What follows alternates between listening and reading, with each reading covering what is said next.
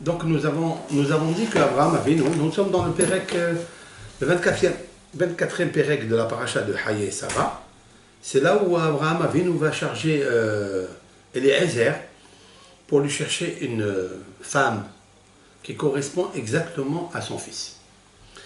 Mais au lieu de passer par le commandement direct, la recommandation directe avec le conseil qu'il lui donne, la Torah va préfacer quelque chose qui, a priori, n'a rien à voir avec les conditions, comment chercher cette fille, mais il me semble qu'elle est indispensable, ce texte est indispensable comme introduction avant de parler à Eliezer. Donc je reprends le texte. Avraham Zaken Baba Yamim. Avraham est vieux, Baba Yamim. Il vient dans les jours. Ça veut dire quoi? On sait que Zaken, ça veut dire vieux, ça veut dire qu'il a fait beaucoup de jours. Mais la Torah vient nous dire ici, qu'est-ce que c'est qu'un Zaken? Qu'est-ce qu'un vieux? Comment on peut appeler l'épellation de vieux? Le mot Zaken, la Gemara nous dit qu'il est composé de 3 lettres. Zayin, Kuf, Nun, Zaken. Zaken, la dichotomie est égale Zekana. Celui-ci a acquis. Alors il a acquis quoi? Baba Yamim. Ça veut dire qu'il a acquis chaque jour de sa vie. Il peut dire que tel et tel jour, j'ai fait ça, j'ai fait ça, j'ai fait ça. Tout le programme, toutes les actions que Abraham a fait, il les a acquises dans toutes les heures de la prolongation de la vie. Car on sait très bien qu'on gaspille plusieurs jours, on gaspille plusieurs heures des fois, même si on est chargé de travail, si on est chargé de, par exemple, d'occupation, mais quand même, il reste toujours quelques heures, quelques jours des fois, si on compte, qui sont difficiles. Et nos sages disent que non. Abraham a acquis chaque instant de sa vie. Baba Yami. Alors, Padonai Berach et Abraham Bako. Et Hachem, c'est-à-dire le tétragramme, Berach a béni et Abraham. Et là, il y a une petite réflexion de dikdouk, de grammaire. Berach Abraham. Il a béni Abraham. C'est quoi et Abraham? Et Abraham, on peut dire plusieurs choses. On peut dire même ce qui accompagnait Abraham. Toute personne qui accompagnait Abraham dans ses jours, c'est-à-dire qui a fait très attention à profiter de Abraham dans ce qu'il a fait, dans ce qu'il a acquis, soit dans le Hesed, soit dans la Tzedaka, soit dans le prosélytisme, tout ce qu'il prêchait, tout ce qu'il prônait au nom de Hachem, tous ces gens qui étaient à côté de lui, eh bien, que le roi a béni cela. On peut dire aussi, et Abraham, la descendance qui va venir avec Abraham, hein, elle aussi, elle est bénie grâce à Abraham. Donc, quoi elle a béni? Bakol. Ça veut dire que Akadosh lui a donné tout. Alors, qu'est-ce que c'est de Bakol? Ben, tout. Alors, la question est de savoir qu'est-ce que ça veut dire tout pour une personne. Un homme n'est jamais satisfait. Un homme, toujours, il a envie. Comme disent nos sages, En adamet v'hatit ta'avato biado. Un homme, quand il quitte ce monde, il n'a pas acquis même pas la moitié de ses désirs. Et nos sages disent, Yeshlo mané, rose mataim. Il a 100 euros, il veut 200 euros. Et la question est de savoir, s'il a 100 euros, il veut 200 euros. Et il a acquis 100 euros. Hein? Il n'a pas acquis 200, ok. Mais il a eu la moitié, au moins de son désir. La réponse, elle est comme ça. Il a 100. Et quand quelqu'un il a devant lui, il a 100, il a l'appétit d'avoir encore 200. Pas encore 100, encore 200. Il veut 300 en fait. Parce que l'état à de ce monde, c'est un plaisir. Comme quelqu'un qui boit de l'eau salée, il a envie de boire. Si quelqu'un boit de l'eau salée, alors si quelqu'un a l'habitude de boire, on va dire 1 litre par jour, il a envie de boire 2 litres en plus. Donc ça fait 3. Donc quand il quitte ce monde, combien il lui manque? 50. Parce qu'il n'a pas acquis la moitié de 300. Il n'a que 100. Donc voilà, un homme, il quitte ce monde, il ne laisse pas avec lui c'est-à-dire la moitié de son désir. Chez Abraham, c'est pas ça. Chez Abraham, il l'a béni de tout. Ça veut dire qu'il était comblé. En fait, il était riche parce qu'il était content de son sort. Ça, on peut expliquer la première explication. La deuxième explication que nos sages disent, que Abraham avait une fille aussi.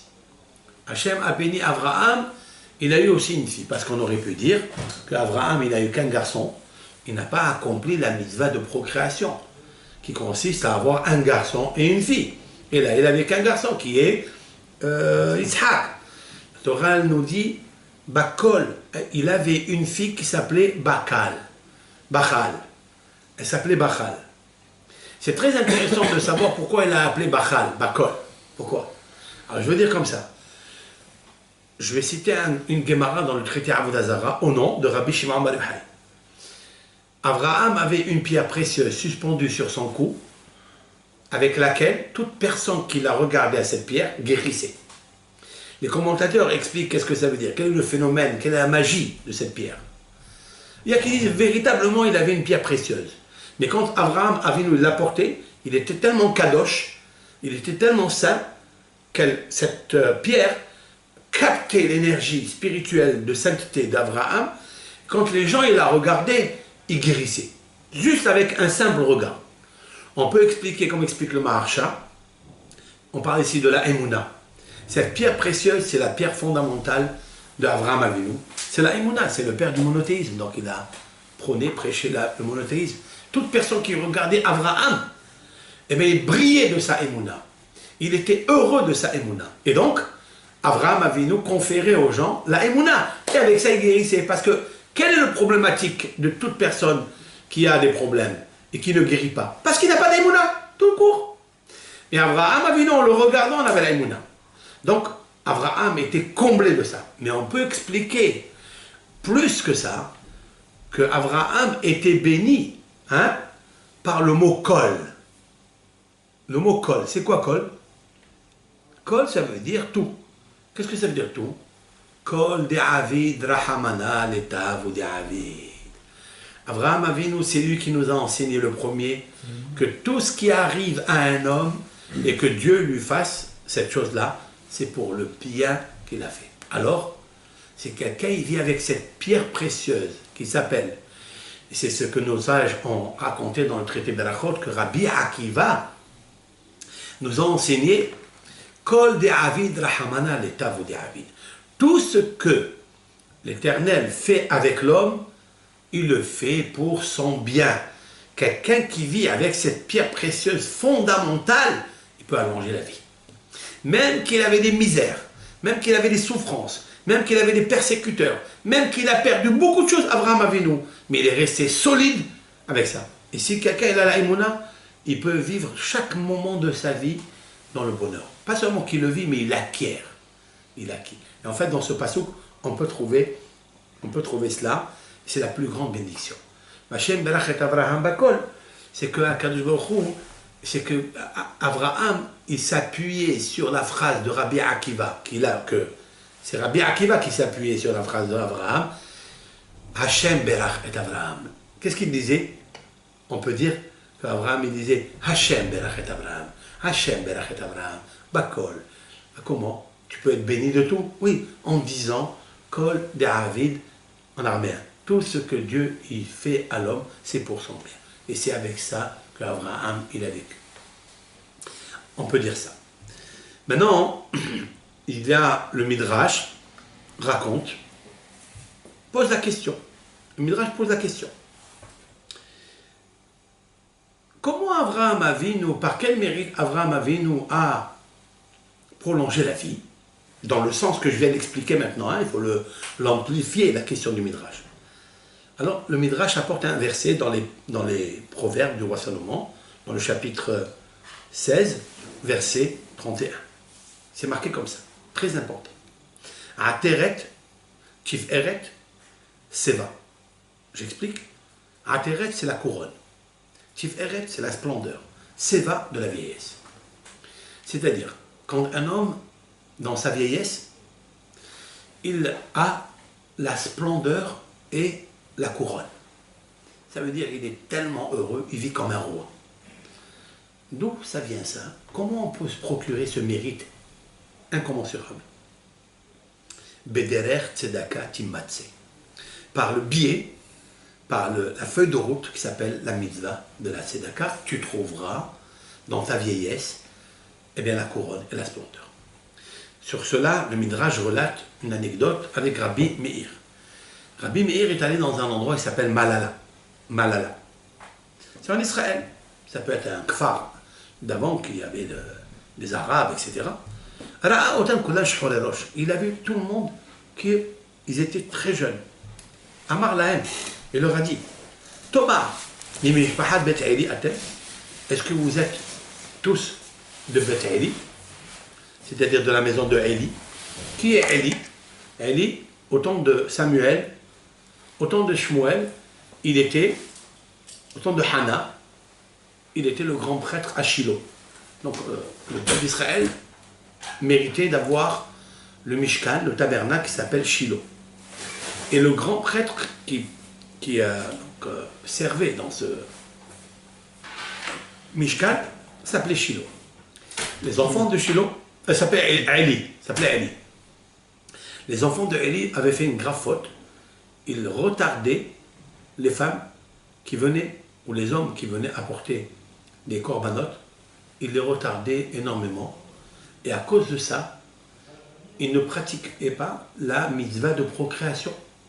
Parce que si tu tardes la nuit, etc., ben, ils ne rentraient pas chez eux tôt à la maison. Et donc, on pouvait restreindre la mitzvah de procréation. Comme ça, c'est marqué dans le texte là-bas. Alors, pour cela, l'Éternel a puni la descendance de Eli de mourir à l'âge de 18 ans. C'est-à-dire de ne pas dépasser l'âge de 18 ans. Pourquoi on parle de 18 ans? Parce que 18 ans, peut-être, c'est l'âge du mariage. Comme il est marqué dans les maximes de nos pères, qu'à l'âge de 18 ans, un homme doit se marier. C'est la période la plus belle pour un homme de se marier à l'âge de 18 ans. Et c'est la raison pour laquelle c'est très difficile aujourd'hui de trouver quelqu'un qui se marie à 18 ans, sauf s'il a été préparé par les parents 40 ans avant le mariage des parents. Où ils ont bien calculé, programmé, projeté que leur enfant, ils vont tellement bien l'éduquer qu'ils vont le marier à l'âge de 18 ans. Bien sûr, il y a des exceptions, etc. Puisqu'à l'âge de 18 ans, il doit se marier. Et eux, pourquoi il doit se marier, un homme à 18 ans? Parce qu'il est frais, parce qu'il est kadosh, parce que ses pensées commencent un petit peu à le perturber. Et pour calmer le Yetzer Hara, il doit se marier à l'âge de 18 ans. S'il se marie à l'âge de 18 ans, c'est sûr et certain qu'il gagnera son concours de mariage. Et donc il aura des enfants, tzadikim, Elohim, qui aiment Dieu, qui ont la émouna profonde, qui ne sont pas des gens qui vont être déstabilisés dans leur vie. Et comme les enfants de Élie faisaient retarder ces femmes pour justement la mitzvah du mariage, eh bien Hachem il a puni Beth Eli. Alors, Rabbi Meir leur dit, est-ce que vous n'êtes pas ici de la famille de Élie? Alors ils lui ont dit, s'il vous plaît, priez pour nous, hein, pour qu'on vive plus longtemps que 18 ans. Alors, Rabbi Meir leur a dit, faites et pratiquez la mitzvah de Tzedaka. Faites la mitzvah de Tzedaka. Bien sûr, la mitzvah de Tzedaka, c'est une carte. Il peut avoir la Tzedaka par l'étude de la Torah. Quand quelqu'un étudie la Torah, par le biais de la Kedusha de la Torah, il peut conférer au monde entier, même un juif qui se trouve en Espagne, qui a envie de faire une avéra, au moment où il veut faire une avéra, ton influence par l'étude de la Torah peut l'empêcher à faire une avéra. Ou à parler de la Shonara. Comme ça, ils ont expliqué les textes. Rabbi Israël Salanter l'a répété plusieurs fois dans ses cours de Moussa. La tzedaka, ça peut être aussi moralement, aider quelqu'un avec une bonne parole, c'est encore plus que lui donner de l'argent. L'aider en portant sa charge, en déchargeant son camion, en chargeant sa voiture. La tzedaka, elle a plusieurs formes. La tzedaka, bien sûr, en donnant de la tzedaka directement à un pauvre, ça aussi c'est quelque chose d'extraordinaire, qui confère à l'homme la vie. Eh bien, il leur a dit, occupez-vous de la tzedaka. Et vous allez me demander d'où je l'apprends ça. La réponse est de Avraham Avinu. Avraham Avinu a vécu toute sa vie dans la tzedaka. Il a fait de la tzedaka, il a ouvert une auberge, il y a qui disent c'est un verger, il y a qui disent c'est une auberge. En tous les cas, il s'est occupé d'être humaniste et de donner de la tzedaka, du pain, de l'eau. Mais c'est sûr et certain qu'il a parlé de la Emouna, puisque les gens ne priaient pas, ne faisaient pas l'action de grâce. Et grâce à Abraham Avinu, il a apporté aux gens un réconfort par cette pierre précieuse qui s'appelle la Emouna. Alors il leur a dit vous aussi. Et ils ont vécu longtemps. Voilà donc qu'est-ce que le Midrash relate. Maintenant, on peut relater une autre histoire dans la Gemara. La Gemara nous dit que Rabba, c'est-à-dire le maître de Abaye et de Rava. Il y avait deux talmudistes dans la Gemara, Abaye et Rava. Tout le Talmud, chaque feuille de Talmud recto verso est remplie des enseignements de ces deux maîtres, Abaye et Rava. Là maintenant je veux parler de Rabba, Rabba avec He. Rabba était le maître de Abaye et Rava. Cependant Rabba était Kohen et Abaye était aussi Kohen. Les deux, ils sont descendants de la famille de Élie, ce grand prêtre. Et ils ont eu peur de mourir à l'âge de 18 ans. C'est-à-dire à peine l'âge du mariage. Ils ont eu peur de mourir. Qu'est-ce qu'ils ont fait à Abaye et Rava? Basé sur des textes de la Torah, Rabba s'est occupé d'étudier, s'affairer, de se préoccuper entièrement à l'étude de la Torah. La Torah confère la vie. La Torah, c'est la vie. Et donc, elle peut apporter à l'homme la prolongation de la vie. Rabba, donc le maître de Abaye, s'est attelé à l'étude de la Torah toute la journée, il enseignait la Torah, etc. Il a vécu 22 ans de plus que 18 ans, c'est-à-dire 40 ans.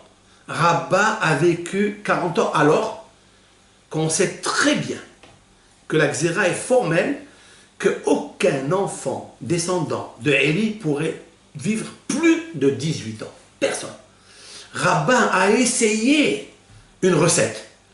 Il s'est battu. Il a dit pourquoi son père et son grand-père et son arrière-grand-père sont morts avant 18 ans.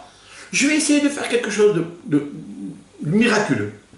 C'est de prendre ma nature, d'abandonner tout ce qu'il y a dans ce monde, m'affairer à l'étude de la Torah parce qu'elle apporte quelque chose de merveilleux. Elle apporte la vie. Il a étudié la Torah. Abaye, donc il a vécu 22 ans en plus. On pourrait dire qu'il a vécu 22 plus 18 avec 40 ans. 40, c'est l'étude de la Torah, puisqu'elle est donnée 40 ans. Et donc le fœtus, il vit dans la matrice de sa mère 40 jours avant la formation du fœtus, il se forme. Eh bien, on peut lui ajouter la vie à ce fœtus grâce à l'étude de la Torah qui a été donnée à 40 ans. On peut expliquer comme ça. On peut dire aussi pourquoi il a eu 22 ans en plus, pas moins, pas plus, parce que 22 lettres de l'alphabet, comme il a articulé les 22 lettres, ils lui ont procuré 22 ans. 22 ans en plus. 22 ans en plus. Abaye, son élève, lui, il a étudié la Torah, mais il a ajouté quelque chose en plus, la tzedaka. Il a fait ce qu'on appelle Gemilut Hasadim, pas seulement étudier la Torah pour lui, pas seulement partager avec les autres la Torah, mais il faisait de la tzedaka. Il était trésorier d'une caisse communautaire avec laquelle il aidait les gens à manger Shabbat, les paniers de Shabbat, les paniers de Pessah, les paniers des fêtes, tous les gens nécessiteux qui avaient besoin, il leur a procuré un bonheur. Et donc, lui, pas seulement qu'il a vécu jusqu'à 40 ans, comme Rabba, parce qu'il a étudié la Torah, mais plus encore, il a ajouté encore 20 années de plus, c'est-à-dire qu'il est décédé à l'âge de 60 ans. Halamata, tu apprends de là, c'est ce que je relate ici, j'essaye de superposer ce que le Talmud nous raconte concernant ces deux géants en Torah, que lorsqu'on s'occupe comme Abraham Avinu, eh bien on prolonge la vie. Et ça c'est magnifique, c'est incroyable, c'est magnifique. Et donc, voilà, qu'est-ce que ça veut dire Bakol? Nous continuons maintenant. Je continue. C'est marqué « Abraham Zaken ». Qu'est-ce que c'est Zaken? Le Midrash nous dit dans Bereshit Rabbah, qu'est-ce que c'est Zaken? Quel est le mot Zaken? Qu'est-ce qu'il veut dire? Zaken, la dichotomie du mot, Ze Shekana Shener Alamot. Abraham est celui qui a acquis deux mondes. Olam Hazé et Olam Haba. Voilà un exemple dans la Torah, notre patriarche Abraham, qui a acquis deux mondes. Par le biais de quoi il a acquis deux mondes? Ben, il a acquis deux mondes parce qu'il s'est préoccupé toute la journée à penser aux autres. C'est la qualité principale d'Abraham Avinu, c'est de penser aux autres, de leur apporter du bonheur. Parce que le contraire, ça serait un désastre. Comme l'a dit Rabbi Avraham Yeshayahu Karlitz, j'ai nommé le Gaon Hazon Ish, notre maître, notre luminaire, Hazon Ish, qui est connu dans le monde de des yeshivot, connu, vous pouvez lire sa biographie.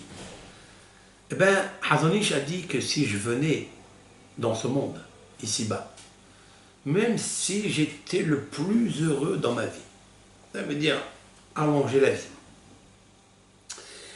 étudier la Torah, s'occuper des autres.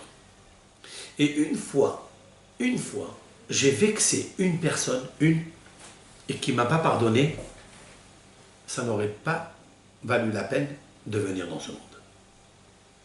Bah, fin de citation du Hazon Ish. Venir dans ce monde et laisser une personne dans la peine et que cette personne ne me fait pas mehila, c'est pas kedaï, c'est pas valable de venir dans ce monde, même s'il est magnifique, même si je vis de A jusqu'à Z dans ma vie le bonheur, ben ça sera l'horreur pour la neshama, parce que venir dans ce monde, cela veut dire partager la tzedaka, partager ce que vous faites avec Akadosh Baruch Hu. Et là où commence le shiur, c'est là où commence le cours. C'est la raison pour laquelle la Torah va présager, préfacer juste cette phrase, juste le chapitre 24, verset 1, pour nous dire que Avraham Avinu était un homme qui a fait de la tzedaka sans faire de la peine à aucune personne dans ce monde. Autrement dit, il a acquis véritablement les jours de sa vie, la bénédiction que Hachem lui a envoyée, et que toute personne qui l'a vexé à Avraham Avinu, Avraham a dit la phrase clé qu'il nous faut connaître, Kol de'avid rahamana letavu de'avid. Tout ce que Dieu a fait pour moi, il le fait pour le bien, et c'est grâce à ça qu'il a pardonné à toute personne qui lui a fait du mal. Pas seulement qu'il a pardonné à toute personne qui l'a humilié, qu'il a, comme les quatre rois, comme les Sédom Va'amora, comme son neveu Lot, qui a un petit peu négligé du kavod d'Abraham, mais Abraham a tout pardonné, et grâce à cette pierre précieuse qui s'appelle Kol De'avid Rahamana, la Emouna en quelque sorte, c'est-à-dire de s'armer dans sa vie, de jouir, d'être heureux, d'être content, d'être brillant comme la pierre précieuse, pas seulement brillant pour soi, mais briller les autres, faire briller les autres. Et c'est ça la condition qui est très, très, très valable, que ce soit pour un hatan, pour une kala, lorsqu'ils ont cette qualité principale, eh bien, on peut comprendre qu'est-ce que c'est qu'un... On peut démarrer un mariage, on peut démarrer un shidur. Mais je vais l'expliquer bien sûr plus profondément, avec des anecdotes, avec l'aide de Hachem. Le Midrash continue, Vachem berach et Avraham bakol. À propos de ce verset que Hachem a béni Avraham dans tout, le Gemara demande, par quel mérite Avraham est arrivé à cela? Répond, En akadosh baruch hu ma'ale et adam l'israra, l'Éternel décide de faire élever une personne, de faire grandir une personne, comme on l'a vu chez Abraham, jusqu'à ce qu'il l'examine d'abord avant de le bénir. C'est-à-dire, il lui donne une épreuve. Et lorsque cet homme-là va tenir, va résister, va payer le prix de l'épreuve, alors Akadosh Baruch Hu, cet homme doit savoir qu'Akadosh Baruch Hu a déjà commencé à le faire monter très haut, à lui donner la solidité, la ténacité, le sourire, la beracha, dans tout ce qu'il a. C'est Abraham, dit le Midrash. Où tu trouves cela? Chez Abraham. Que Hachem l'a, allez, on va dire, l'a examiné 10 fois. Et Abraham a tenu très très fort. Une fois qu'Abraham a tenu dans les 10 épreuves qu'on connaît, la dernière était celle de la paracha de la semaine dernière, qui a fini avec la Hakeda, c'est-à-dire le sacrifice d'Isaac, ça veut dire tout, quoi. Il a tout donné là. Là, Abraham Avinu, il a sacrifié ce qu'il y a de meilleur. Autrement dit, la Rahmanout. Parce qu'Abraham Avinu, c'est quoi? C'est un père. Et à propos du père, il est marqué, on demande à Hachem, sois Hachem, toi, miséricordieux, comme un père est avec son fils, où il a la pitié dans son absolu. Ben toi aussi, Hachem, aie pitié de nous. On sait très bien qu'un père et un fils sont jumeaux. Le père a une pitié profonde pour son fils. Et donc, plus on va expliquer cela, et plus ça va être plus difficile pour nous de comprendre l'épreuve du sacrifice d'Isaac. Avant d'obtenir cet enfant, Abraham a passé des misères, des épreuves dures, lui et Sarah. De lui demander, à la fin de sa vie presque, de lui demander de prendre ce fils magnifique qu'il doit marier, et qui a 37 ans, c'est l'âge du mariage. Pas seulement cela, c'est que Abraham Avinu sait que Hachem Yitbarach, il veut son bien. Et comment est-ce possible de lui dire à Abraham Avinu de prendre sa émouna, vous écoutez, sa émouna, parce que chacun il a son ego, chacun il est attaché à quelque chose de grandiose, ne venez pas lui enlever. Abraham est attaché à la émouna, de quoi? Que Hachem il est Ehad, ou Shmo Ehad, qu'il faille servir Hachem Ehad. Contrairement aux idolâtres qui prenaient leurs enfants pour je ne sais quelle raison et le sacrifiaient dans le feu. Ils jetaient leurs enfants dans le feu. Et Abraham a combattu toutes ces pratiques idolâtres qui sont complètement absurdes, complètement difficiles à admettre logiquement par la raison simple. Hachem, Yitbarach, il reçoit le message de Hachem de prendre son fils, le tzaddik, et de l'enlever du Beth HaMidrash. Ça veut dire qu'il est en train d'étudier, il est en train de prôner, partager la Torah avec les autres. Tu lui dis, hey, enlève la Emouna et fais la Avodah Zara. Ça veut dire quoi? Ça veut dire vous prenez la personne elle-même qui est magnifique, vous lui dites, hey, votre Emouna, enlevez-la, je ne suis plus à Akadosh Baruch Hu, maintenant va adorer d'autres dieux, c'est-à-dire ce qu'on appelle dans la Torah, Avodat HaMolech, c'est-à-dire qui consistait à prendre son fils et le sacrifier à Molech. Molech, ça s'appelait comme ça, Molech. Pour Abraham, c'est très difficile parce que jusqu'à présent, Abraham servait un unique Dieu, Hachem Melech, Hachem Malach, Hachem Melech, Hachem Mimloch. C'est le Melech. Et vous le transformez en Molech. Molech, ça veut dire qu'il immole un enfant dans le feu. C'est incroyable. Et Abraham, il écoute son instinct, et il sait que c'est une prophétie, et il dit, je vais aller le sacrifier. Mais vous comprenez quelque chose? Moi, je ne comprends rien. C'est la raison pour laquelle beaucoup d'encre s'est versée pour expliquer, depuis Rashi, qui a essayé de rapporter des midrashim, le Tanhuma, le Midrash Rabbah, pour comprendre cette épreuve qui est incompréhensible, c'est-à-dire le contraire de la vie, de toute une vie de Sarah et de Abraham. Et en fait, explique Maïmonide dans le Guide des égarés, parce qu'on est tous égarés par cette question, mais Maïmonide avait un regard qui n'était pas égaré. Et il nous pose dans une gare magnifique, celle de Coran, qui dit la chose suivante. Hachem, il sait qu'Abraham va tenir dans l'épreuve, donc il ne lui fera pas pratiquer l'épreuve, c'est-à-dire de prendre le couteau et d'égorger son fils. Bien sûr que non. Mais il s'est servi d'Abraham pour nous, la descendance d'Abraham, le peuple d'Israël, pour leur dire au peuple d'Israël un message clair. Ce message se trouve dans la localité de Hamoria, Har HaMoria, qui est aujourd'hui le Beth Amikdash. Pourquoi il s'appelait Moria? Le mot Moria, c'est quoi Moria? Dans le mot Moria, il y a le mot Hora'a, c'est-à-dire enseignement, c'est-à-dire halakha. Voici la conduite, la feuille de route à prendre.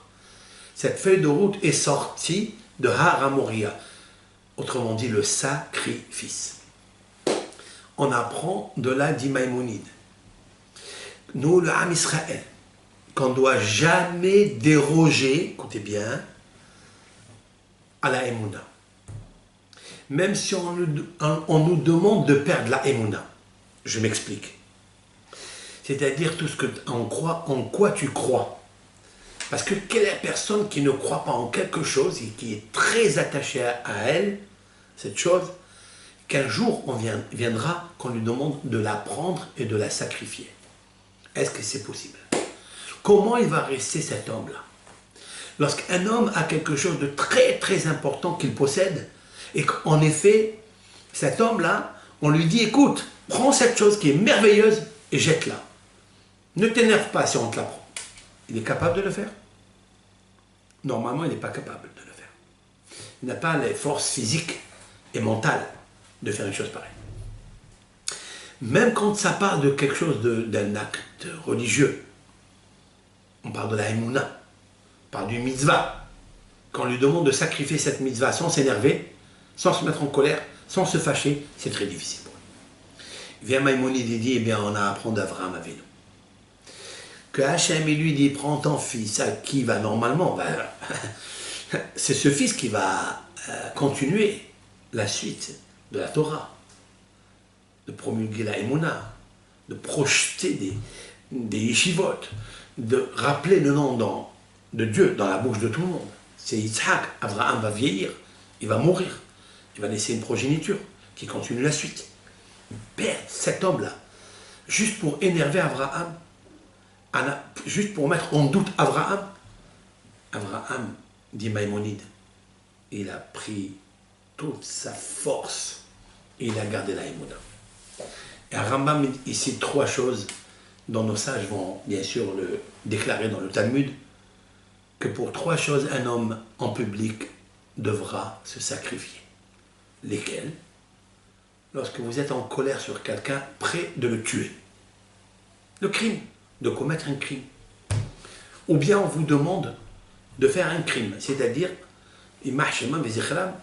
un goy, ou bien une nation, et comme c'est arrivé dans l'Inquisition d'Espagne et dans le Portugal, et ça arrive tout le temps, de prendre un juif et de lui demander de tuer un autre juif.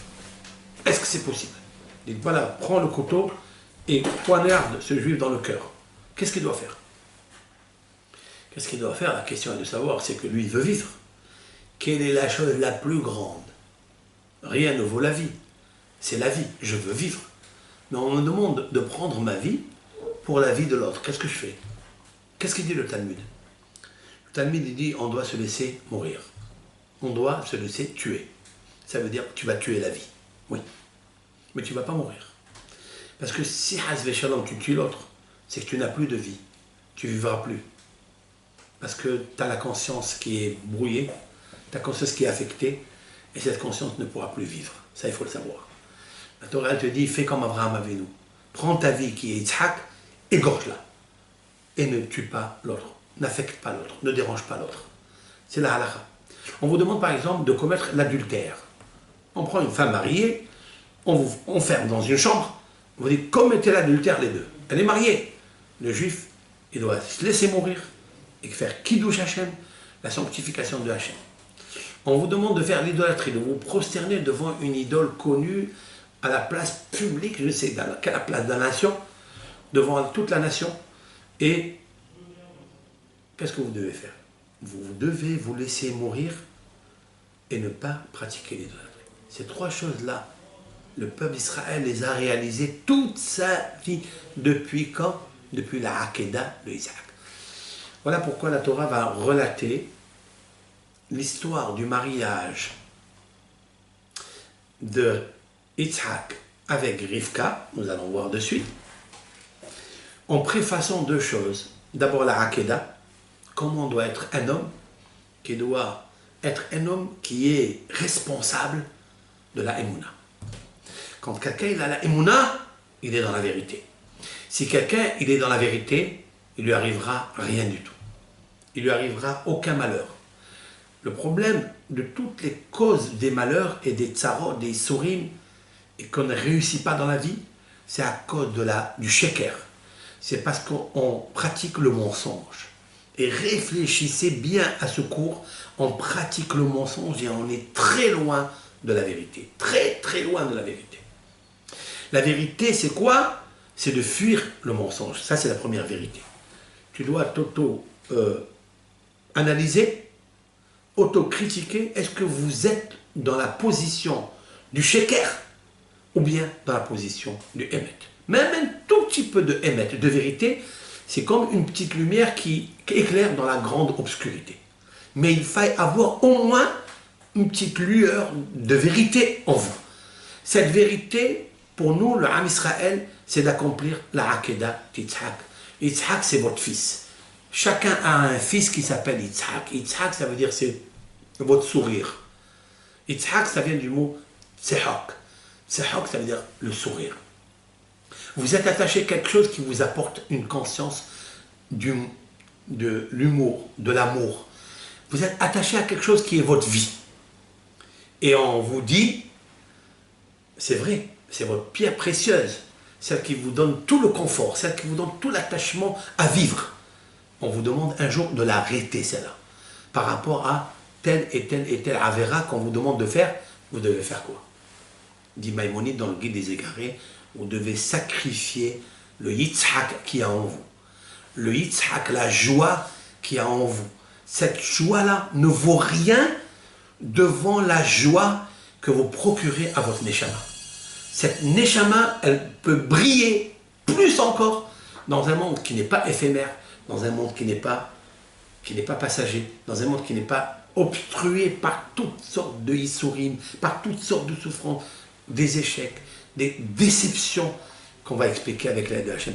Ça, c'est la première préface. Et grâce à ça, on peut comprendre Vayiyu Haye Sarah. La Torah nous dit, elle commence par un verset qui nous dit Vayiyu Haye Sarah. Ce fut les années de Sarah. Pourquoi la Torah commence Vayiyu Haye Sarah? Puisque la Torah va immédiatement nous le dire. Voici la vie de Sarah. Vayiyu Haye Sarah. Nos sages disent que le mot Vayihu, c'est quoi Vayihu? C'est la valeur numérique 37. 37, tout court. La valeur numérique du mot Vayihu, c'est 37. 37, ce sont les 37 années d'éducation que Sarah a données à Yitzhak. Ça, c'est Haye Sarah. Ça, c'est la vie de Sarah. C'est ça qui est la joie de Sarah. C'est lorsqu'elle a su que Yitzhak allait aller et être égorgé, selon un certain midrash, elle a dit, c'est ça mon éducation. C'est ça ma vie. Parce que je sais que maintenant j'ai laissé un enfant qui est tzaddik gadol, et de donner un enfant comme celui-ci qui se sacrifie pour Hachem lorsqu'il était conscient et responsable de la vie, il aurait pu récuser, refuser à son père. Mais il a dit, si Hachem me l'a demandé, Hineni, me voici. Et donc, il a dit, aucune chose ne peut m'arrêter. Ça, c'est 37 années, c'est ça, Vayiyu, 37, Haye Sarah. C'est ça la vie de Sarah. J'expliquerai après tout le suite du verset vendredi avec l'aide de Hachem. Maintenant, on a appris de ça, de Sarah, que toute sa vie, malgré les difficultés, malgré qu'elle a eu des problèmes avec Hagar, sa servante qui est devenue aussi la femme de Abraham, a eu un enfant avec lui, c'est-à-dire qu'Abraham va donner un peu d'amour à la maîtresse, qui n'est même pas une maîtresse, qui est la servante de la maîtresse. Sarah va surmonter et monter sur cette épreuve. Et elle va rester, comme dit le texte, toutes les années, 100 années, 20 années, 7 années, les Tova.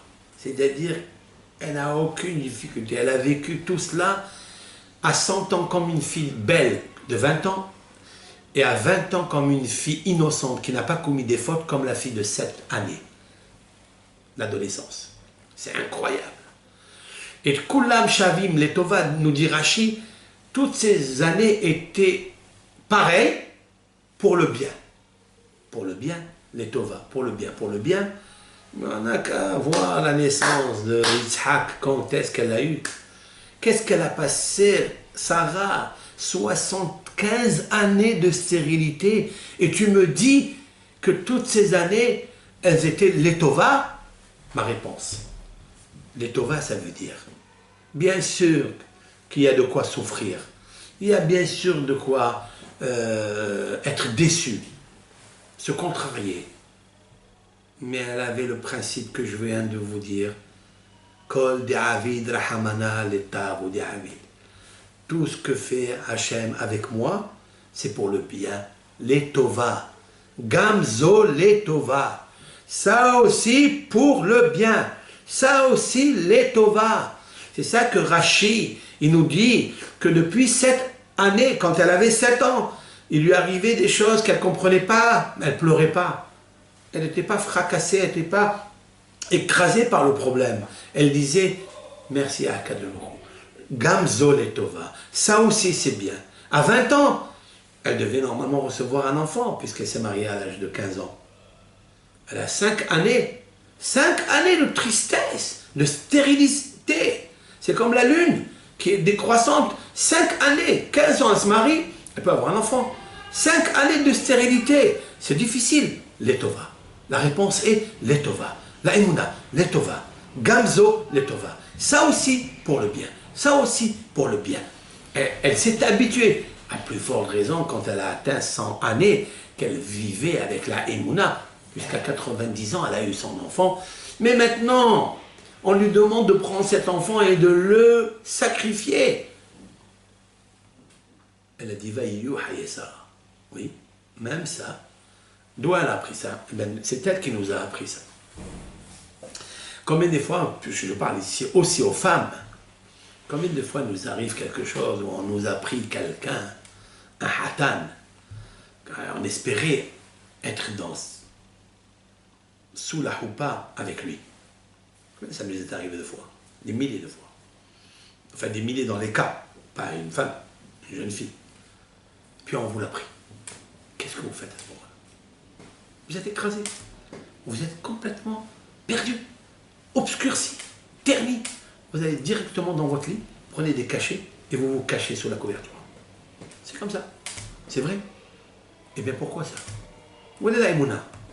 Où tu as appris de Sarah? Sarah, mariée. Ah ouais, Hatan, il est là. Abraham, Tzaddik Gadol. Ne peut pas avoir un enfant. C'est ce qu'elle a dit à Hagar. Hagar, elle a dit, moi je suis plus grande, je suis plus importante que Sarah. Pourquoi? Parce que la première nuit de couche, elle est tombée enceinte. Incroyable. Elle a dit donc, je suis tzadéket. Hachem ne donne pas le bonheur à quelqu'un qui n'est pas tzadéket. Vous savez, qu'est-ce que peut faire ça, hein, à Sarah? Qu'est-ce que peut faire ces mots-là à Sarah? La troubler, la mettre en colère sur sa servante?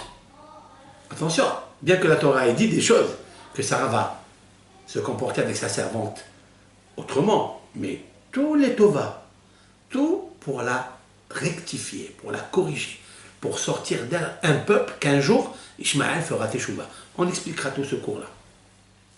Et donc, mais nous, pour nous, qu'est-ce qu'on va recevoir? Elle aurait pu se dire, c'est pas possible. Ça veut dire que moi, je sais que je suis tzadékette, je suis pudique, je suis toute la journée en train de m'occuper des invités. Je suis dans l'OL, dans l'attente. Et j'ai pas d'enfant. Qu'est-ce qu'elle disait? Les Tova. Gamzo, les Tova. Ça aussi c'est bien. Ça aussi c'est bien. Et elle a récupéré ça. Et la plus grande des plus grandes des plus grandes, c'est qu'on prend son fils. Et le Satan, il vient et lui dit, tu sais, ton mari, Abraham, il a pris ton fils, il est parti l'égorger. Mais il ne lui a pas dit la suite que Hachem, il a envoyé un ange pour lui dire, arrête, tu ne le tues pas. Il ne lui a pas dit la suite. Quand elle a entendu ça, elle est morte. Alors, on a l'habitude de comprendre ce midrash. Elle est morte parce qu'elle était affectée par le traumatisme et la douleur que son fils est parti. Eh bien, il faut comprendre le contraire. Elle a dit quoi? Abraham a pris Yitzhak pour le sacrifier pour Hachem. Mais c'est ça le but d'une maman dans ce monde. C'est de prendre un enfant et de lui apprendre à s'habituer à payer le prix pour les sacrifices. Mais pas le sacrifice de s'égorger, pas du tout. De se faire égorger quand on te prend quelque chose qui est très bon pour toi, qui est la vie pour toi, qui est tout le temps ton nounou, comme on dit. C'est ça que tu aimes. Et quand même, tu dis rien du tout. Ça, tu grandis avec ça. C'est ça l'eau minéralisée, structurée, qui peut te faire pousser le cœur qui est en toi, la émouna qui est en toi. Ça, on l'a appris de ça. C'est ça qui termine Maïmonide, que le Ham Israël, il a appris comment se maîtriser. Je terminerai ce petit cours que je fais avec vous par une histoire qu'on racontait le Baal Shem Tov. Baal Shem Tov a raconté une petite histoire samedi soir à ses élèves, parce qu'il est une grande ségoula d'après les Hasidim, et le Baal Shem Tov l'a figé comme ça dans le mouvement hassidique, que samedi soir, c'est le soir d'Eliyahu Hanavi, c'est le soir de l'Havdalah. On rentre dans la semaine et on quitte le Shabbat. Le Shabbat, c'est la Neshama Yetera, on est heureux, on est content. On est à la table du Seigneur, on a entendu des Devrei Torah, on a entendu des chansons qui nous ont exaltés, qui nous ont soulevés, qui nous ont transportés. Quand on quitte la Havdalah, c'est quoi? Ça veut dire on finit le Shabbat. Mais tout le temps qu'on est dans la Havdalah, dans la Séouda de la Havdalah, parce qu'elle est très grande cette Séouda, la 4e Séouda de Melavé Malka, accompagner la reine qui va quitter le Shabbat et va aller dans la galoute, dans les 6 jours de la semaine jusqu'à vendredi. Eh bien, Baal Shem Tov a instauré de raconter des histoires, des anecdotes de Emouna pour renforcer les âmes de ces Hasidim et nous autres à tenir bon dans toutes les eaux tumultueuses qui arrivent dans la semaine. Il raconte cette histoire un samedi soir, il attend tout le monde et le Rav ne commence pas à raconter l'histoire. Les élèves, ils voient que dans son visage, il y avait une peine, qui est le contraire du Baal Shem Tov qui respire et inspire l'empire de la Simha, pour enlever le vampire. Et en fait, Baal Shem Tov ne se calme pas. Et plus il voit que le temps passe, et plus son visage ternit. Et les élèves ne comprennent pas, ils essaient de le rendre joyeux, de l'exciter, mais rien. Et voilà, en fin de compte, il y a quelqu'un qui rentre, un homme simple. Il rentre, et le Baal Shem Tov commence à sourire. Son visage il rayonne d'un éclat comme le soleil, pas comme la lune.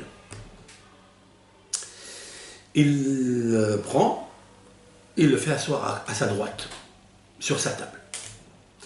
Et bien sûr, les élèves sont étonnés qu'aucun d'eux jusqu'à présent n'a reçu ce protocole, d'être assis à la droite du Baal Shem Tov. Bon, Baal Shem Tov raconte les histoires pendant 1 heure, 2 heures, parce qu'il dit que les histoires de la Emouna apportent la parnassa dans la semaine. C'est vérifiable et vérifié.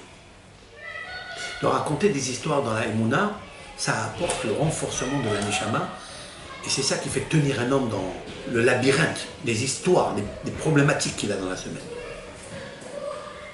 Autrement dit, tout ce qui m'arrive, c'est pour le bien. C'est ça.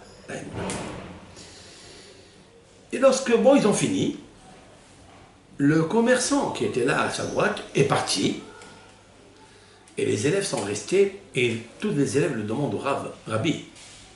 On peut comprendre pourquoi tu étais comme la lune, que ton visage, lumière, disparaît, et quand vous voyez cet homme apparemment, simple, eh bien, vous êtes revenu comme le soleil. Et le Rav veut leur dire la chose suivante. Je vais vous raconter un peu qu'est-ce que c'est Akedat Yitzhak.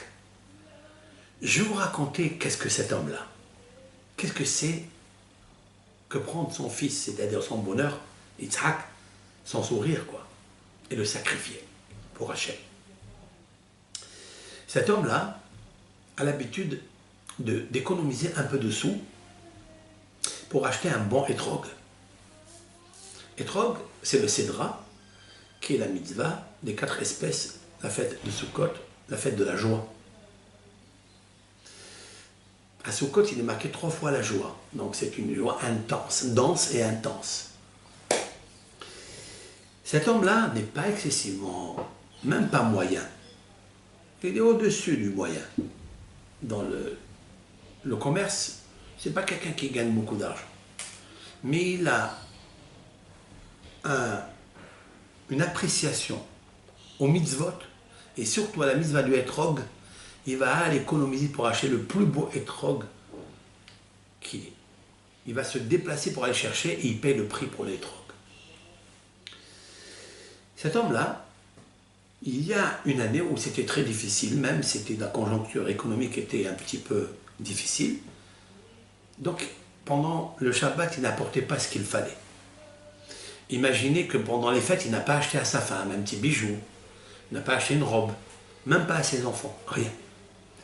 Cette année-là, par contre, il a économisé dans une petite enveloppe qu'il a gardée, parce que si la femme avait vu cette enveloppe, immédiatement elle aurait arraché les mains pour acheter de la farine et du lait, qui sont les produits nécessaires, indispensables à la survie des enfants. Il en avait plusieurs.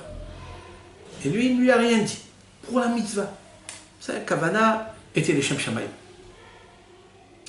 Ok, la fête passe, la fête Pessah, la fête de Shavuot passe, arrive Sukkot, et c'est le même procédé pour lui. La fête, elle ne se passe pas tellement dans le large, et aucune robe, aucun bijou, à plus grande raison, aucun habit à ses trucs. La femme, elle a supporté, parce qu'elle était habituée à dire tout ce que Hachem m'envoie, c'est bien.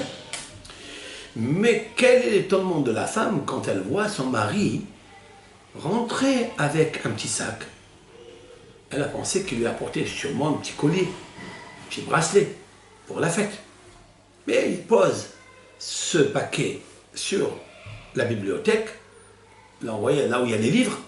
Donc elle s'est dit, c'est sûr et certain que ça n'est pas un collier. Je vais aller voir qu'est-ce que c'est. Elle va, elle ouvre, qu'est-ce qu'elle voit? Un etrog, mais un etrog magnifique. Ah bon? Et là, elle s'est enflammée de colère.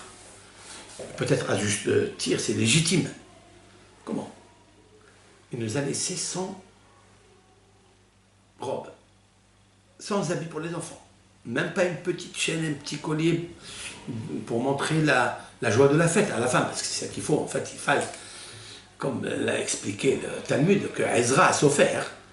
Ezra, donc la 10e génération après Moshe, qui a écrit, qui était à Babylone, qui montait de Babel avec tous les Sanhedrin qui sont montés en Eretz Israël, eh bien Ezra a souffert à instituer que tous les veilles de Rosh Chodesh, il faille offrir à son épouse un petit bijou, quelque chose, tous les veilles de Rosh Chodesh. Pourquoi? Parce que dans la manne, qui émanait du monde des émanations, tous les veilles de Rosh Chodesh, le veille de début du mois, descendaient avec la manne un petit bijou.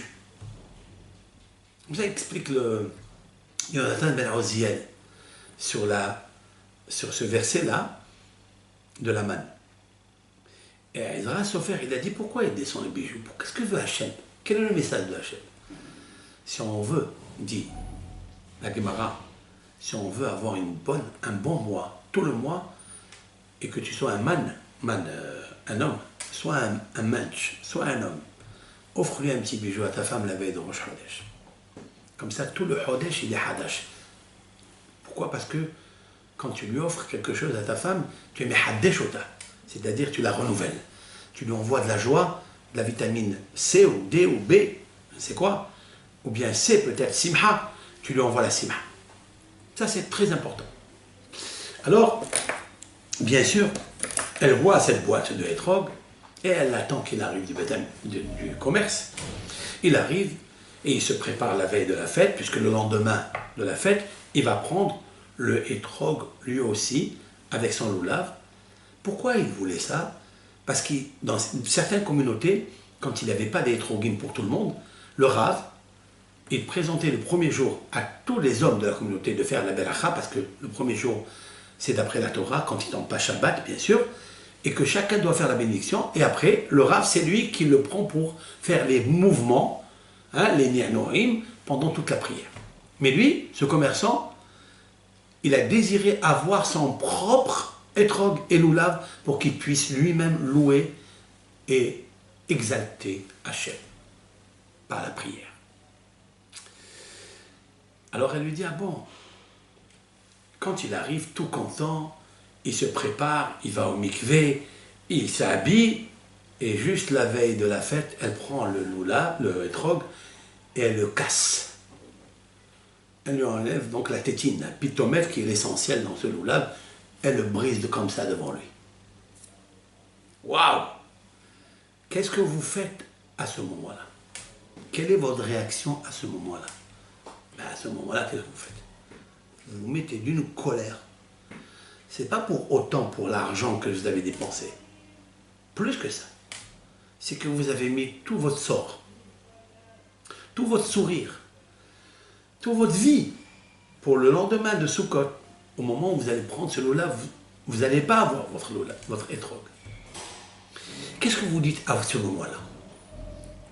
Que votre femme, entre guillemets, vous a maudit. Elle vous a apporté une malédiction. Elle a pratiqué la justice à votre égard. Pourquoi? Parce que vous ne méritez pas ce hétrog, parce que tout est mina shamaïm. Même si la femme s'est mise en colère, toi, qu'est-ce que tu dois dire? C'est mina shamaïm. Mais le problème, c'est qu'on ne peut pas dire ici mina shamaïm. C'est valable de dire ça, c'est bien quand on a perdu quelque chose de pécunier. Je marchais dans la rue, eh bien mon vêtement s'est déchiré. Ça, c'est passager, c'est quelque chose de matériel. Mais quand vous prenez le hétrog, qui est l'essence même de la prière, qui est l'essence de la mitzvah du jour, de Sukkot, qui est la simha de Sukkot, vous me prenez ça, vous le cassez, vous imaginez un peu tout le tigre, et pas seulement le tigre, la jungle entière va se réveiller pour se mettre en colère sur cette femme-là. Vous savez ce qu'il a fait, cet homme-là? Explique le Baal Shem Tov, parce que nous sommes avec le Baal Shem Tov, n'oubliez pas. Il leur a dit, il a gardé le sourire. Il a perdu le Yitzhak, c'est-à-dire la vie. Le Yitzhak à lui, c'est celui qui fait réjouir. Et il a commencé à rire. Ah, merci Hachem. Je sais que je ne mérite pas, il dit Hachem. Il lève les yeux vers Hachem, il dit, je ne mérite pas d'avoir un si beau loulav et hétrog que ça.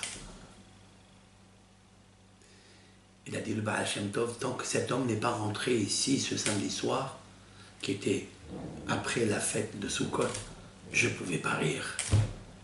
Je voulais rire quand je voyais cet homme-là qui a gardé vraiment le sourire, qui ne s'est pas mis en colère. Et ça, c'est un homme. Il est plus grand encore, qu'il a fait la Akedat Yitzhak. C'est ça, Rabotai, ce que la Torah vient nous apprendre ici. Et c'est ça, en fait, la petite préface avant de commencer le Shidur, mais je vais dire quelque chose de plus profond que ça, avec l'aide de Hachem. Et on fera justement le cours en live sur le Shidur. Quelle est la condition sine qua non que habituellement on ne s'arrête pas, on ne vérifie pas avant le Shidur. Et c'est ça qu'il faut vérifier. Mis à part que la fille, elle doit être Hesed, comme on va le voir dans la paracha, que le garçon, il doit être comme Yitzhak, qu'il doit être un homme intègre, un homme bien. Tout cela, c'est bien, mais il fallait vérifier quelque chose que personne, ou bien on n'a pas envie de vérifier certaines choses. Et je voudrais dire les vérités. Et grâce à cette vérité, on peut corriger même maintenant en mariage. Pour ne pas briser des couples, on peut encore vérifier les choses et réparer. Et raison que Hachem nous aide, Bisrout Abraham, grâce à Sarah, et grâce à Yitzhak Avinu, d'apprendre de vivre des pleins jours, des jours pleins, et jamais se plaindre. Amen, Kene Ratzon.